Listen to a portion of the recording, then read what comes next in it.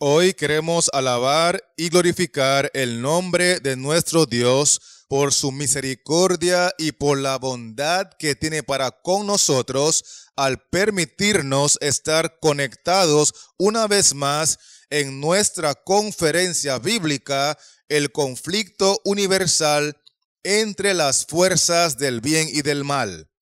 El tema que hemos de estudiar, que dicho sea de paso, es el número 2 de la serie. Lleva como título: Si no puedes con tu enemigo, únete a él. Y antes de abrir la palabra al Señor, voy a invitarles para que juntos podamos conectarnos con el cielo a través de una oración. Padre Celestial, en el nombre de Jesús, venimos delante de tu presencia para pedirte sabiduría, inteligencia y discernimiento espiritual para recibir tu palabra en nuestros corazones. Guía cada uno de los que estamos acá presentes y los que están sintonizando a través del internet y las redes sociales para que todos seamos beneficiados por la obra que hace el Espíritu Santo. Lo pedimos según tu voluntad y no la nuestra, en el nombre de Cristo Jesús. Amén. Vamos a invitarles a leer conmigo desde Apocalipsis 2 y el versículo 1, que dice así: Escribe al ángel de la iglesia en Éfeso. Paremos allí. Hay dos palabras que quiero recalcar de la frase que hemos leído. La primera es la palabra ángel. Y para eso voy a invitarle a leer también Apocalipsis 1 y el verso 20, que dice lo siguiente: El misterio de las 7 estrellas que has visto en mi diestra y de los 7 candeleros de oro. Ahora escuchen bien. Las 7 estrellas son los ángeles de las 7 iglesias. Paremos allí. Cristo dice que las 7 estrellas que están en su mano en realidad representan ángeles. Representan a los mensajeros de Dios en esta tierra. Llámese ministro, pastor, siervo, líder, evangelista, apóstol, profeta. Los instrumentos de Dios en esta tierra son simbolizados por estrellas. Muy importante ese detalle. Y el texto dice que las estrellas están en su diestra, en su mano derecha, porque es muy relevante para el instrumento humano, para el siervo de Dios, que mantenga fresco en su memoria que él no tiene luz en sí mismo. Las estrellas no tienen luz en sí mismos. Ellos reflejan la luz que proviene del sol. Por eso en Apocalipsis 1 y el texto 16 encontramos este detalle que dice así: tenía en su diestra 7 estrellas, hablando de los ángeles, los mensajeros terrenales de Dios. De su boca salía una espada aguda de 2 filos. Y ahora escuchen bien. Y su rostro era como el sol cuando resplandece en su fuerza. Cristo es el sol de justicia. Los mensajeros de Cristo aquí en la tierra, los ángeles, los ministros, los pastores, los evangelistas, los siervos de Dios en la tierra, que son simbolizados por estrellas, como no tienen luz en sí mismos, necesitan depender de Cristo. Para poder compartir la luz del evangelio, necesitan someterse a Cristo. Necesitan recibir primero de Cristo para posteriormente dar aquello que recibieron. Porque dice allí que el rostro de Cristo era como el sol cuando resplandece en su fuerza, dándonos a entender que la fortaleza, el poder, la eficiencia, la victoria y la sabiduría del instrumento humano proviene de Cristo, porque todo lo puede en Cristo que lo fortalece. ¿Será que me estoy dando a entender? Esto es muy importante captarlo. Estamos colocando el fundamento del sermón y la Biblia está siendo contundente de que la estrella representa al ángel, al mensajero de Dios aquí en la tierra, y que para que ese mensajero sea eficiente y tenga poder y fortaleza, necesita estar en comunión con Cristo, porque la estrella no tiene luz propia, por lo tanto depende de la luz que proviene del sol, y Cristo es el sol de justicia. Bendito sea su nombre.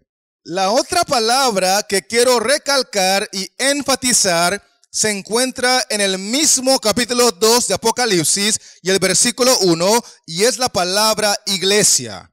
Y para entenderla mejor en el contexto del sermón de hoy, voy a invitarle a leer la última parte de Apocalipsis 1 y el verso 20, que dice así: y los 7 candeleros que has visto son las 7 iglesias.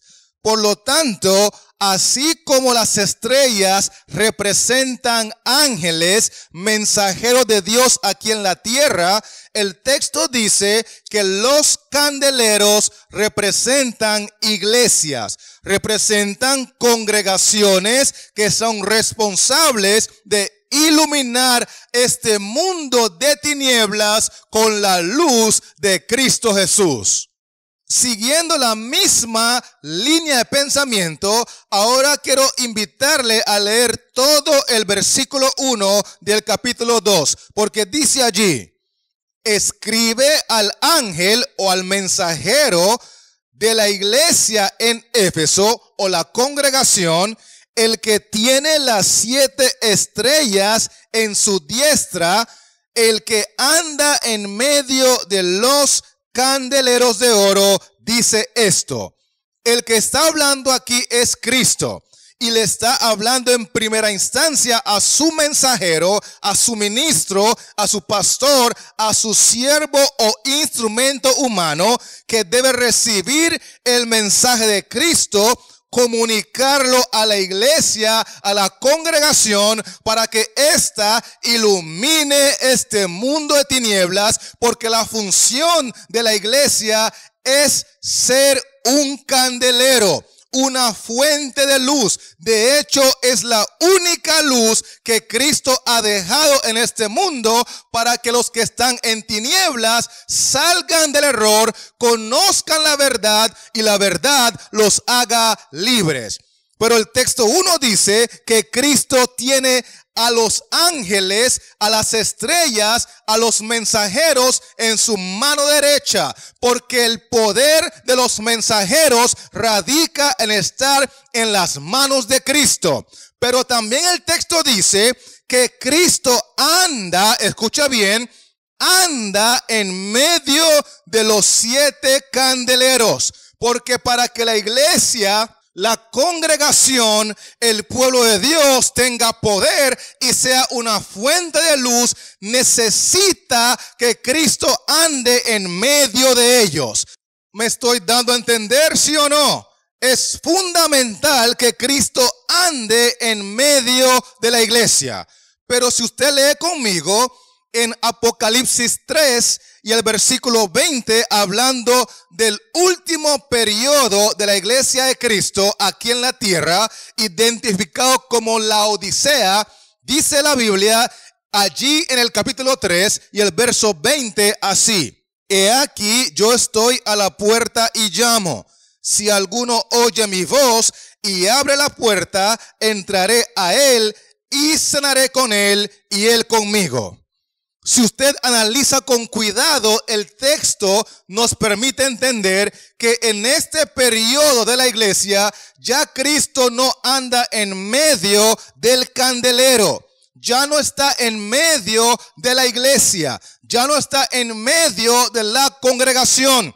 Dice el texto que Cristo está ¿dónde?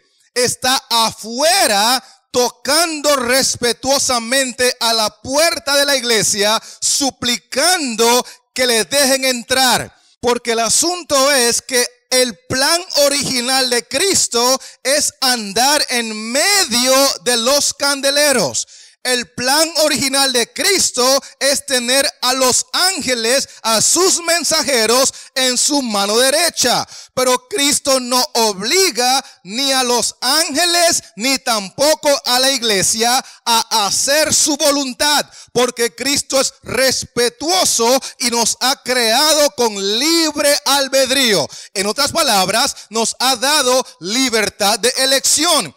Por lo tanto, aunque Él anhela tener a todos los mensajeros que predican la palabra en su diestra, en su mano derecha, y llenarlos de sabiduría y poder, si el mensajero no quiere estar en su mano derecha, Cristo respeta su voluntad. De igual manera, aunque Él desea andar en medio de los candeleros, de las iglesias, de las congregaciones, si ella decide expulsarlo o rechazarlo, Cristo, como todo un caballero, estará afuera tocando y suplicando, como es el caso de su experiencia en la Odisea. ¿Será que alguien me está escuchando en esta hora? Porque así como el mensajero debe ser utilizado por Cristo para proclamar su mensaje a toda nación, tribu, lengua y pueblo,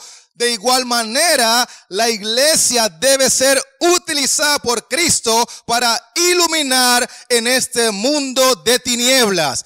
Y si la iglesia no está siendo una bendición, un beneficio espiritual para aquellos que están en su alrededor, entonces esa misma iglesia se habrá convertido en un tropiezo y un perjuicio para aquellos que están en busca de Cristo. Porque Cristo dijo en Mateo 12:30, el que conmigo no recoge, desparrama.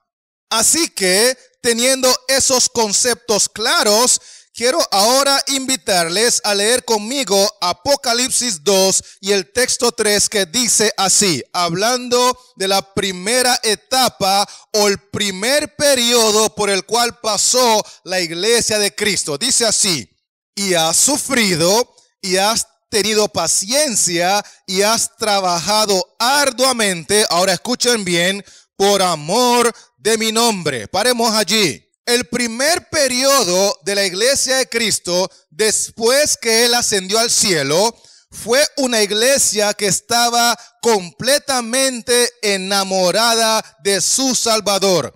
Dice allí que todo lo que hacían, lo hacían motivados por amor a su nombre. La iglesia, cuando ama a Cristo, estará dispuesta a sufrir por Cristo. Allí está claramente en el texto 3. Además de sufrir, dice el texto que también están dispuestos a tener paciencia. Otro punto clave que se menciona en el texto 3 es que cuando la iglesia ama a Cristo, no solamente sufre por amor a Cristo, no solamente tiene paciencia por amor a Cristo, sino que dice allí, trabaja arduamente. El trabajo arduo es una manera de demostrar el amor que la iglesia siente por Cristo. Sufre, tiene paciencia, trabaja arduamente. Y en la parte final el texto 3 dice que no desmaya. Es decir, es una iglesia perseverante.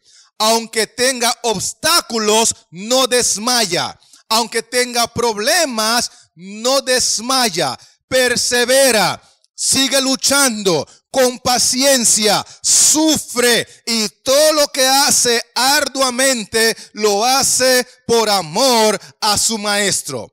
Esta era la condición de la iglesia después que Cristo ascendió al cielo y fueron bautizados con el Espíritu Santo el día del Pentecostés.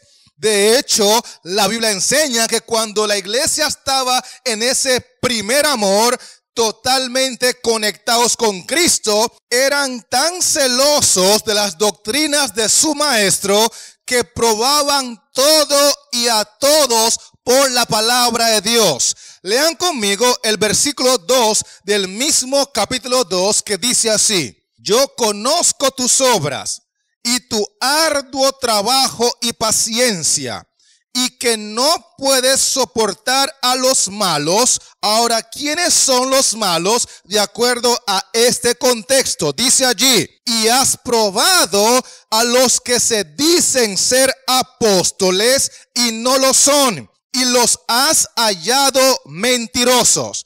Entonces, en este contexto, los malos no está haciendo referencia a los narcotraficantes, a los políticos, a los delincuentes que andan robando por las calles, sino que más bien en este contexto los malos son aquellos que utilizan títulos que no les corresponden. Y estoy hablando de títulos religiosos. Dicen ser apóstoles y no lo son. Dicen ser profetas y no lo son. Dicen ser pastores y no lo son. Dicen ser evangelistas y no lo son. En realidad, sí lo son delante de los ojos de su congregación, pero no lo son delante de los ojos de Cristo. Porque Cristo nunca los llamó a predicar el evangelio. Ellos se autoproclamaron porque vieron que había beneficio personal en autoproclamarse apóstol. Y el texto dice que estos cristianos de la primera etapa de la iglesia de Cristo no se dejaban impresionar por los títulos de apóstol, profeta, pastor, evangelista, doctor en teología. Nada de eso los impresionaba, sino que ellos probaban todo por la doctrina de Cristo. Dice allí: has probado. Y si hoy nosotros probáramos más a los que predican la palabra de Dios con el Antiguo y el Nuevo Testamento, a la ley y al testimonio, llegaríamos a la conclusión de que no solamente en aquellos entonces muchos eran mentirosos, sino aún hoy también hay mentirosos. El problema es que hoy nos dejamos impresionar por los disque apóstoles y los disque profetas y los disque televangelistas y los disque pastores, y nos dejamos impresionar con todos los títulos con los cuales se presentan. Pero es muy importante recordar que cuando amamos a Cristo, todo lo que queremos escuchar es un así dice Jehová, y hay que probar a la ley y al testimonio de acuerdo a Isaías 8:20, porque si no hablan conforme a esto, aunque sean los superapóstoles, no les ha amanecido. Aunque sean los super profetas, no les ha amanecido. Aunque sean los super televangelistas, si no hablan conforme a esto, no les ha amanecido. Por eso el texto 6 agrega, hablando de estos cristianos de la primera etapa de la iglesia de Cristo, dice allí: pero tienes esto, que aborreces las obras de los nicolaitas, las cuales yo también aborrezco. Cristo aborrecía las obras de los nicolaitas y sus verdaderos seguidores también las aborrecían. Porque cuando uno está enamorado de Cristo, aprende a amar lo que Él ama y aprende a aborrecer lo que Él aborrece. Y esa es la clase de experiencia que llevó a los verdaderos cristianos de aquel entonces a sufrir persecución. Porque en 2 Timoteo 3 y el texto 12, la Biblia dice: y también todos los que quieren vivir piadosamente en Cristo Jesús padecerán persecución. Ellos vivían una vida piadosa Ellos amaban a Cristo, ellos trabajaban arduamente por amor a Cristo, ellos sufrían todo por amor a Cristo, ellos tenían paciencia y esperaban en las promesas de Cristo, y ellos eran perseverantes sin desmayar, porque el amor a Cristo era el motor de sus vidas. Y cuando una persona vive de esa manera, conectado a Cristo, amando lo que Él ama, aborreciendo lo que Él aborrece, obviamente, de acuerdo a Timoteo, padecerá persecución. Pero bendito sea el Señor que estos cristianos recordaban que su maestro les había dicho que cuando fuesen perseguidos por su causa debían regocijarse mucho, porque su galardón sería grande en los cielos, ya que de igual manera habían perseguido en antaño a los profetas. Y eso los motivaba a morir cantando aún en las hogueras.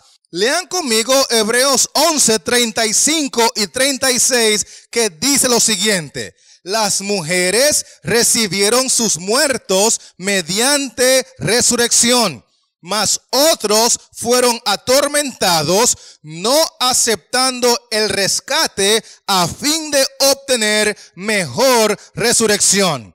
Y el texto 36 agrega: otros experimentaron vituperios y azotes, y a más de esto, prisiones y cárceles. Las persecuciones fueron constantes, fueron terribles, fueron inhumanas. Se les condenaba como rebeldes contra el imperio, los etiquetaban como enemigos de la religión y la escoria de la sociedad. Muchos de ellos eran arrojados a las fieras o quemados vivos en los anfiteatros.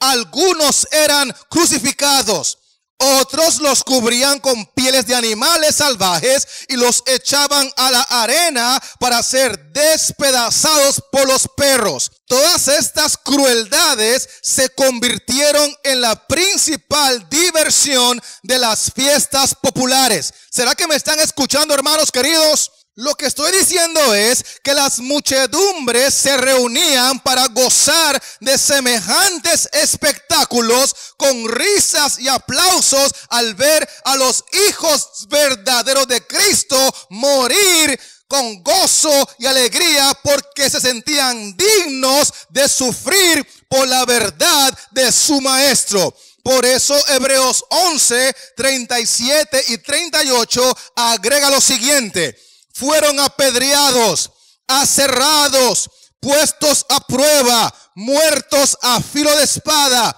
anduvieron de acá para allá, cubiertos de pieles de ovejas y de cabras, pobres, angustiados, maltratados, de los cuales el mundo no era digno, errando por los desiertos, por los montes, por las cuevas y por las cavernas de la tierra. Todas estas cosas los sufrieron por amor a Cristo, y se mantuvieron firmes y fieles hasta la muerte, porque estos mártires eran hombres y mujeres de fe. Ellos eran personas que habían aprendido a creer lo que Cristo dijo en Apocalipsis 2 y el versículo 10. Lean conmigo la palabra de Dios. No temas en nada lo que vas a padecer. Paremos allí. Cristo les dijo con antelación: no temas en nada lo que vas a padecer. Sea sufrimiento, sea encarcelamiento, sea inanición, sea injusticia, sea vituperio, sea maltrato físico, sea el martirio, sea la hoguera, no temas en nada lo que vas a padecer. De hecho, el texto 10 tiene 4 palabras que considero muy importantes en este contexto. Una de ellas es la palabra cárcel. Otra es la palabra probados.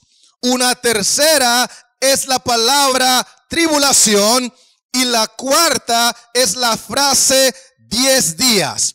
Estas palabras y frases nos ayudan a entender que Cristo les anunció con antelación que ellos serían probados, que algunos de ellos irían a la cárcel, que muchos de ellos padecerían tribulación y que tendrían que desarrollar paciencia y perseverancia porque los sufrimientos durarían varios días. Todo esto lo dice Cristo en Apocalipsis 2:10 para que su iglesia, para que su pueblo, para que sus verdaderos seguidores se mantengan firmes hasta la muerte.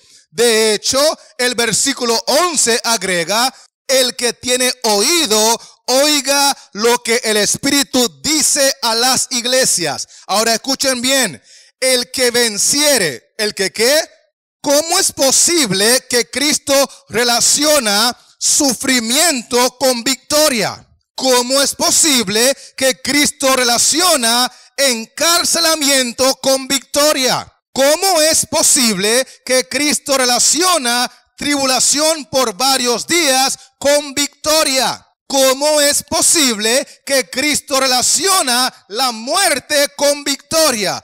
Bueno, sencillamente porque Filipenses 1:21 dice: para mí el vivir es Cristo y el morir es ganancia.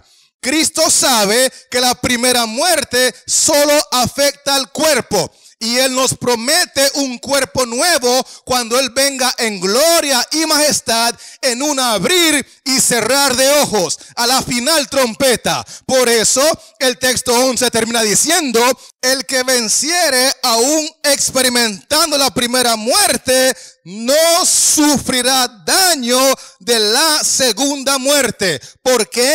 Porque en Apocalipsis 2:8 yo quiero que ustedes sepan que yo soy el primero y el postrero. El que estuvo muerto y vivió dice esto: ya yo pasé por la muerte, ya yo vencí la muerte. Al tercer día resucité en poder y en gloria, y yo soy la resurrección y la vida. El que en mí cree, aunque sufra la primera muerte, la segunda muerte no le tocará. Por lo tanto, sé fiel hasta la muerte, dice la última parte del versículo 10, y yo te daré la corona de la vida. Cristo nos está diciendo que ser cristiano incluye el sufrimiento. Ser cristiano incluye injusticias. Ser cristiano incluye tribulaciones. Ser cristiano incluye enfermedades. Ser cristiano incluye encarcelamientos injustos. Ser cristiano incluye arduo trabajo, mucha paciencia, mucha perseverancia. Pero si tú eres fiel hasta la muerte, te prometo, dice Cristo, que así como yo vivo y estuve muerto, tú también vivirás después de morir, porque hay poder en mi nombre, hay poder en mi victoria, y los que mueren en Cristo son más que vencedores. Alabado sea el nombre de Jesús. Y yo sé que más de uno se estará preguntando: pero ven acá, Watson, ¿y por qué es que las personas buenas les pasan tantas cosas malas? Bueno, acompáñame a Primera de Pedro, el capítulo 2, y leamos los versículos 20 y 21 para compartirle al menos 4 razones por las cuales a las personas buenas les ocurren cosas malas. Dice allí la palabra de Dios: pues, ¿qué gloria es si pecando sois abofeteados y lo soportáis? Es decir, ¿qué gloria hay si usted siendo malo lo abofetean y usted lo soporta? Sigue diciendo: mas si haciendo lo bueno sufrís y lo soportáis, esto ciertamente es aprobado delante de Dios. Pues para esto fuiste llamados. ¿Para qué? Porque también Cristo padeció por nosotros, dejándonos ejemplo para que sigáis sus pisadas. El apóstol Pedro está diciendo que si nosotros sufrimos siendo malos, eso no trae gloria a Dios. Pero cuando tú y yo decidimos ser buenos, ser cristianos, alabar y glorificar a Dios con un estilo de vida de obediencia y santidad, y a pesar de eso sufrimos, y a pesar de eso nos maltratan, y a pesar de eso nos encarcelan, y a pesar de eso nos humillan, y a pesar de eso nos abofetean, y a pesar de eso nos despiden injustamente, y a pesar de eso tenemos que llegar a ser mártires por la fe. Cristo dice a través de Pedro que ese tipo de sufrimiento trae gloria a Dios. Porque el sufrimiento de las personas buenas, cristianas, entregadas, puede servir, número uno, para revelar el verdadero carácter de los malos, el verdadero carácter de los impíos. Número dos, puede servir para purificar y santificar el carácter del cristiano. Número tres, puede servir para tocar y convencer el corazón de algunos que miran o escuchan de tu testimonio. Y número cuatro, puede servir para condenar a los impíos por tu vida intachable y ejemplar. Por eso Pedro dice que para esto fuimos llamados. Verso 21. Porque también Cristo padeció por nosotros, dejándonos ejemplo para que sigáis sus pisadas. Prácticamente lo que Pedro está diciendo es: si tú eres un verdadero cristiano, debes seguir por las pisadas de sufrimiento por las cuales anduvo Cristo. Los verdaderos cristianos no deben sorprenderse de las injusticias que les hacen sus vecinos. Los verdaderos cristianos no deben sorprenderse del maltrato y la discriminación a la cual son frecuentemente expuestos en este mundo de maldad. Porque Cristo mismo dijo en San Juan 15 y el texto 20, acordaos de la palabra que yo os he dicho, el siervo no es mayor que su Señor. Si a mí me han perseguido, también a vosotros os perseguirán. Por eso un cristiano en aquel entonces le dijo a los jefes paganos que estaban al frente de la persecución: atormentadnos, condenadnos, desmenuzadnos, que vuestra maldad es la prueba de nuestra inocencia. Más bien, de nada os sirve vuestra crueldad, porque entre más sangre de nosotros los cristianos derramáis, más somos, porque nuestra sangre es como semilla para la cosecha del reino de los cielos.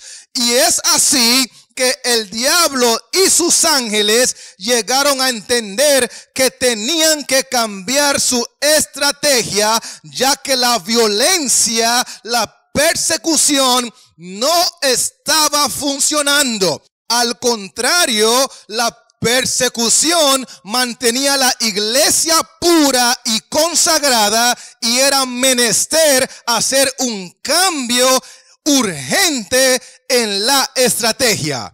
Por eso me gusta pensar que un día Satanás regresó y encontró a sus pupilos, a sus demonios, en una lloriqueadera y una murmuradera. Obviamente estaban tomando licor, fumando marihuana y viendo pornografía en sus tabletas. Y entonces el diablo les pregunta a sus demonios: ¿por qué están lloriqueando y murmurando? Y ellos le responden a él diciendo, es que ya no sabemos qué hacer con estos cristianos. Los matamos de 1000 maneras distintas y siguen muriendo cantando. Los quemamos vivos y cantan. Los lanzamos a las fieras y no se amedrentan. Más bien, entre más cristianos matamos, más se nos convierten. Entonces, mi general, ya no sabemos qué hacer.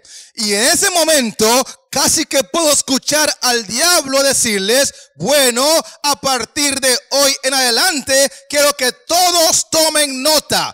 Porque si no podemos con el enemigo, entonces unámonos a él. Y mis queridos hermanos y amigos, a partir de allí en adelante, el diablo y sus ángeles comenzaron a implementar otra estrategia en la cual cesaron la violencia, cesaron la persecución y la reemplazaron por las seducciones peligrosas de prosperidad temporal y honor mundano. Bajo el manto de un falso cristianismo, Satanás se introdujo en la iglesia para corromper la fe de los creyentes y apartarlos de la palabra de verdad. Es decir, el diablo se propuso oponerse al gobierno de Dios, implantando su bandera del paganismo en la misma iglesia cristiana. Y lamentablemente la mayoría de los cristianos consintieron y se realizó la unión entre el cristianismo y el paganismo. Y apreciados amigos y hermanos que me escuchan, debo decirle que en esta vida hay cosas que simplemente no se deben de unir. El cristianismo y el paganismo no se debe de unir. La iglesia y el Estado no se debe de unir. En el contexto del matrimonio, el cristiano y el mundano no se deben de unir. La mujer con la mujer no se deben de unir. El hombre con el hombre no se deben de unir. En esta vida hay cosas que simplemente no se deben de unir. Y la Biblia enseña en Apocalipsis 2 y el versículo 13 lo siguiente. Yo conozco tus obras y dónde moras, donde está el trono de Satanás, pero retienes mi nombre. Paremos allí. El texto está diciendo que el pueblo de Dios ahora se ha unido con el mundo, porque dice allí que el trono de Satanás, siendo referencia al paganismo, ahora está unido a aquellos que retienen el nombre de Cristo, haciendo referencia al cristianismo. Dos cosas que no se deben de unir, porque ¿qué compañerismo hay entre Cristo y Belial, entre la luz y las tinieblas, entre la justicia y la injusticia? Pero allí dice que los que están bajo el gobierno del trono de Satanás están unidos con aquellos que retienen el nombre de Cristo. Paganismo con cristianismo. El diablo cambió su estrategia, dejó de perseguir, cesó la violencia y se infiltró a la iglesia para causar el daño desde adentro que no podía lograr desde afuera. Porque quiero que recuerde, apreciado amigo que me escuchas, que la estrategia y la filosofía del diablo es que si no puede con el enemigo, entonces únete a él. Y el paganismo se unió con el cristianismo al grado que el cristianismo se echó a perder. Lean conmigo el texto 14 para que vea algunas de las consecuencias inmediatas de la fusión del paganismo o trono de Satanás con el cristianismo o aquellos que retienen el nombre de Cristo. Dice el texto 14 así: pero tengo unas pocas cosas contra ti, que tienes ahí a los que retienen la doctrina de Balaam, que enseña a Balac a poner tropiezo ante los hijos de Israel, a comer de cosas sacrificadas a los ídolos y a cometer fornicación. Inmediatamente cuando el diablo fusiona el paganismo con el cristianismo, el mundo con la iglesia, el texto dice que logró corromper las doctrinas, y a través de las doctrinas corruptas afectó la conducta y el estilo de vida de los profesos cristianos. Porque hay una cosa que hay que dejar muy clara en esta hora: lo que usted cree doctrinalmente hablando repercute en su conducta. Lo que usted cree le afecta en su estilo de vida. Y como las doctrinas ya no eran las doctrinas puras de Cristo, entonces su conducta tampoco era pura. Ahora están comiendo cosas sacrificadas a los ídolos. Ahora hay idolatría, ahora hay fornicación, ahora los hijos de Dios están tropezando porque la doctrina corrupta, la doctrina falsa afecta su estilo de vida. Y la Biblia enseña en el texto 15 lo siguiente: y también tienes a los que retienen la doctrina de los nicolaitas, la que yo aborrezco.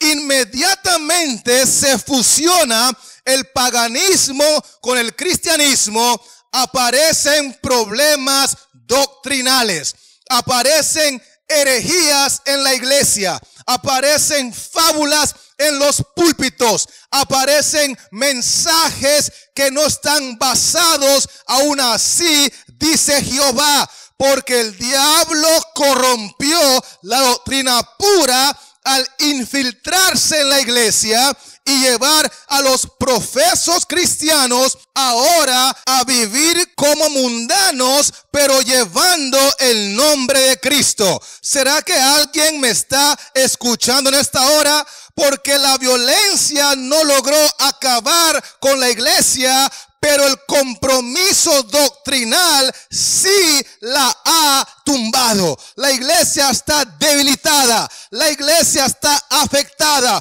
porque el diablo ha logrado más desde adentro que desde afuera, atacando las doctrinas que Cristo había dejado para que fuesen predicados en toda nación, tribu, lengua y pueblo, reemplazando una así, dice Jehová, por tradiciones humanas, por fábulas y por historietas, al punto que lo que los primeros cristianos aborrecían para esta etapa de la iglesia, ya no lo aborrecían. Lean conmigo otra vez Apocalipsis 2 y el texto 6 para recordar que los primeros cristianos, la iglesia de la etapa de los apóstoles, aborrecían la obra de los nicolaitas. Lean conmigo el texto 6 de Apocalipsis 2, que dice así: pero tienes esto, que aborreces las obras de los nicolaitas, las cuales yo también aborrezco. Cristo lo aborrece y sus verdaderos seguidores también lo aborrecen. Ahora noten el texto 15. Y también tienes a los que retienen la doctrina de los nicolaitas, la que yo aborrezco. Ahora dice el texto que los cristianos retienen, toleran, aceptan, promueven la doctrina que antes se aborrecía, que antes era inaceptable, que antes era inconcebible. Pero los cristianos ahora se han corrompido doctrinalmente, y a lo que antes llamaban malo lo están llamando bueno. En el texto 6 lo aborrecían, en el texto 15 lo retienen. En el texto 6 era desagradable, en el texto 15 es agradable. En el texto 6 era malo, en el texto 15 lo llaman bueno. Lo tremendo del caso es que los cristianos se van corrompiendo con los años, pero tanto en el texto 6 como en el texto 15, Cristo sigue aborreciendo la doctrina de los nicolaitas, porque Hebreos 13:8 dice que Jesucristo es el mismo ayer, hoy y por los siglos de los siglos. Él no cambia. Lo que él aborrecía antaño, lo aborrece el día de hoy. Y si en el tiempo pasado mentir era pecado, quiero que sepas que hoy mentir sigue siendo pecado. Si en el pasado robar era pecado, quiero decirle que hoy robar sigue siendo pecado. Si en el pasado ser homosexual era pecado, quiero decirle que hoy para Cristo ser homosexual sigue siendo pecado. Porque en el texto 6 y el texto 15, Cristo sigue aborreciendo las mismas doctrinas, las mismas obras, los mismos pecados, las mismas conductas, los mismos estilos de vida, las mismas preferencias sexuales, porque Jesucristo no cambia. ¿Será que me estoy dando a entender, hermanos queridos? Por eso en Apocalipsis 2 y el texto 12, Cristo se presenta a los hermanos, a los cristianos de esta etapa, de este periodo de la iglesia, con las siguientes palabras. Dice allí: y escribe al ángel de la iglesia en Pérgamo, el que tiene la espada aguda de 2 filos, dice esto. El que tiene, ¿qué? Quiero que recuerden que en la primera etapa él se presenta como aquel que tiene las 7 estrellas en su diestra y que anda en medio de los 7 candeleros de oro. En la segunda etapa de la iglesia, él se presenta como el primero y el postrero, el que estuvo muerto y vivió. Pero ahora en la tercera etapa de su iglesia, Cristo se presenta de una forma muy particular, diciendo que él tiene la espada aguda de 2 filos. ¿Por qué se presenta de esta manera? Sencillamente porque en Hebreos 4 y el versículo 12 encontramos lo siguiente. Dice allí: porque la palabra de Dios es viva y eficaz, y más cortante que toda espada de 2 filos, y penetra hasta partir el alma y el espíritu, las coyunturas y los tuétanos, y discierne los pensamientos y las intenciones del corazón. La espada de 2 filos en este contexto representa la palabra pura y poderosa de Dios. Es una espada de 2 filos porque con un filo salva al que la cree, la acepta y la practica, pero condena a aquel que la rechaza. Es una espada de 2 filos porque transforma la vida del pecador sincero, pero confunde al pecador hipócrita. De hecho, Apocalipsis 2 y el versículo 16 agrega un detalle crucial en este contexto. Dice allí la palabra de Dios: por tanto, arrepiéntete, pues si no, vendré a ti pronto. Ahora escuchen bien. Y pelearé contra ellos, hablando Cristo, con la espada de mi boca. ¿Cuál es el instrumento de batalla por excelencia de Cristo? Dice allí que él pelea con la espada que está en su boca, porque de la boca de Cristo sale lo que abunda en su corazón. La Biblia dice que la abundancia del corazón habla la boca. Y el corazón de Cristo está lleno de la palabra de Dios. La palabra de Dios es la espada del Espíritu, de acuerdo a Efesios 6 y el texto 17. Cristo pelea con su palabra desde el Antiguo Testamento hasta el Nuevo Testamento, desde Génesis hasta Apocalipsis. Toda la escritura es inspirada por Dios y es útil, de acuerdo a 2 Timoteo 3 y el texto 16. Y por eso Cristo pelea con su palabra, porque solamente su palabra debe ser la autoridad del verdadero cristiano. La palabra de Dios es nuestra regla de fe. La palabra de Dios debe ser nuestro fundamento. Por eso en San Mateo 28, textos 19 y 20, cuando Cristo envió a sus discípulos a predicar el evangelio y a bautizar en el nombre del Padre, el Hijo y el Espíritu Santo, Cristo dijo que hay que enseñarles que guarden todas las cosas que os he mandado. Es decir, no cambien la enseñanza. No tienen ninguna autorización para modificar la doctrina. Lo que yo les he enseñado es lo que ustedes deben de enseñar. Y he aquí, yo estoy con vosotros todos los días hasta el fin del mundo. Amén. Las doctrinas de Cristo son verdad hasta el fin del mundo. Amén. Las enseñanzas de Cristo son fundamentales hasta el fin del mundo. Amén. Por eso en 1 Timoteo 4 y el texto 16 encontramos que el apóstol dice lo siguiente: ten cuidado de ti mismo y de la doctrina.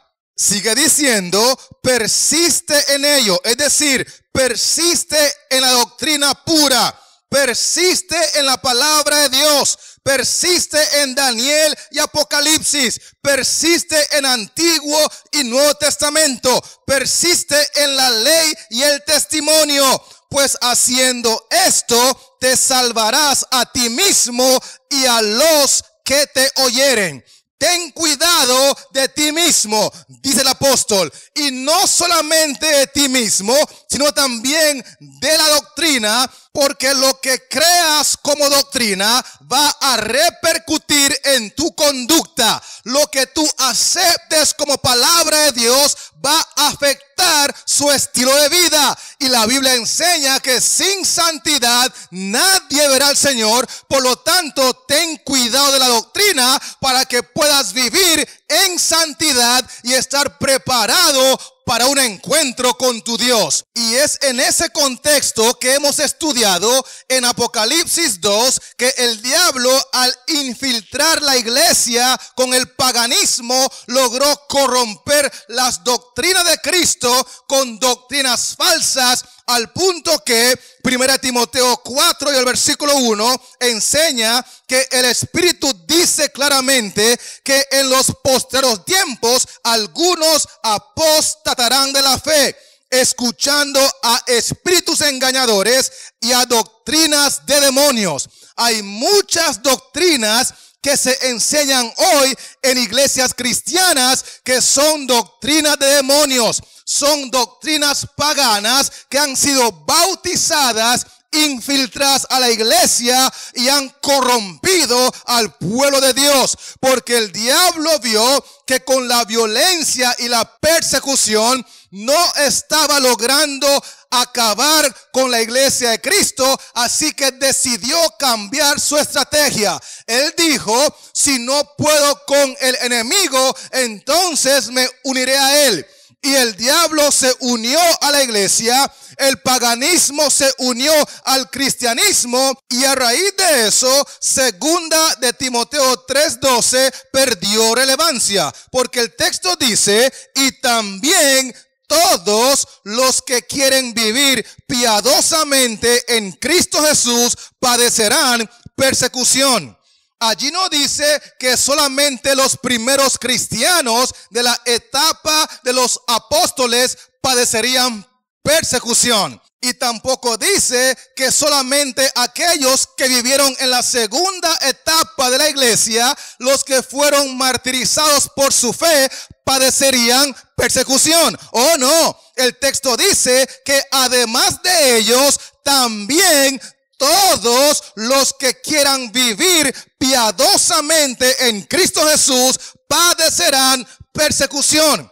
Por lo tanto, la pregunta del millón es, si el texto bíblico dice eso, ¿por qué razón entonces parece adormecida la persecución en nuestros días? Y la respuesta es muy sencilla, porque solo hay un motivo, y es que la iglesia se ha conformado a las reglas de este mundo, y por eso no despierta oposición. La religión que se profesa hoy ya no tiene el carácter puro y santo que distinguía la fe cristiana en los días de Cristo y sus apóstoles. Más bien, el cristianismo aparentemente es tan popular en el mundo hoy, y eso es sencillamente por el espíritu de transigencia que tiene la iglesia con el pecado, y que las grandes verdades distintivas de la palabra de Dios son miradas con indiferencia, y por eso es que no hay persecución. ¿Se acuerdan que al inicio del sermón les expliqué bíblicamente que la estrella representa al ángel, al ministro, al pastor, al líder que Dios utiliza para dirigir la iglesia? ¿Se acuerdan ese simbolismo, sí o no? Ok, gloria a Dios, están conectados. Entonces, acompáñame al último texto de este tema, que voy a tomarlo de Apocalipsis 2 y el texto 12, que dice así: y escribe al ángel de la iglesia en Pérgamo, el que tiene la espada aguda de 2 filos, dice esto. Cristo está enseñando a través de este texto que el problema de la corrupción doctrinal en su iglesia, en gran medida la culpa es del ángel, porque Cristo se ha encargado de revelarle al ángel, al mensajero, al ministro, al pastor, al evangelista, su voluntad en su palabra. Pero ese ángel, ese mensajero, ese instrumento humano no es un robot, no está obligado a obedecer a Cristo, tiene libre albedrío, libre elección, y lamentablemente, porque su mirada no está puesta en las cosas celestiales, ese mensajero humano ha preferido corromper la doctrina de Cristo por su propio beneficio. Está más interesado en hacer crecer su iglesia y tener más contribuyentes para así atesorar más riquezas. En otros escenarios, algunos están más concentrados en quedar bien con sus jefes terrenales para que su cheque les sea entregado sin problemas a fin de mes. Y esas motivaciones erróneas son las que tienen al pueblo sufriendo por la falta de sana doctrina, por la falta de palabra de Dios, por la falta de un así dice Jehová. Porque el ángel, el mensajero, el siervo de Dios, el pastor, el líder, el ministro, el profeta, el apóstol, el evangelista, se ha corrompido al punto que sacrifica sus principios y sus convicciones, sus ideales y su llamado de predicar a tiempo y fuera de tiempo la verdad, toda la verdad y nada más que la verdad. Y debo decirle que si un mensajero no está en la diestra o la mano derecha de Cristo, entonces está en las 2 manos de Satanás. Por eso se escuchan tantas fábulas, tantas historietas, tantas falsedades, tantas tradiciones, y no se escucha el mensaje distintivo de los 3 ángeles en los púlpitos, porque los mensajeros no están en la diestra de Cristo Jesús. Y por eso hoy el Espíritu Santo dice a las iglesias: revivan la fe y el poder iglesia primitiva, y el espíritu de persecución revivirá también, y el fuego de la persecución volverá a encenderse, porque también todos los que quieran vivir piadosamente en Cristo Jesús padecerán persecución.